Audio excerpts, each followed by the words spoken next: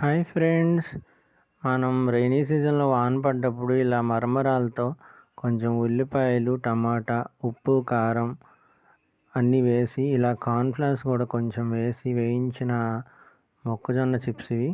తర్వాత వేరుశనగ పప్పు కూడా బాగా వేయించి కరకరలాడే విధంగా వేసి అన్నిటిని మిక్సర్ చేసి దాంట్లో కొంచెం నిమ్మకాయ పిండుకొని తింటే భలే ఉంటుంది ఫ్రెండ్స్.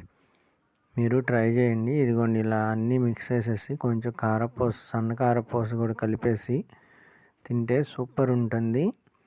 ఇది ఈజీ స్నాక్స్ అన్నమాట పిల్లలకి.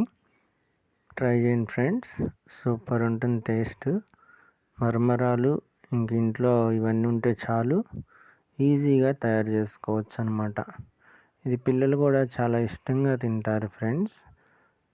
ఇదిగోండి ఇలా చేసుకోవచ్చు. Thank you.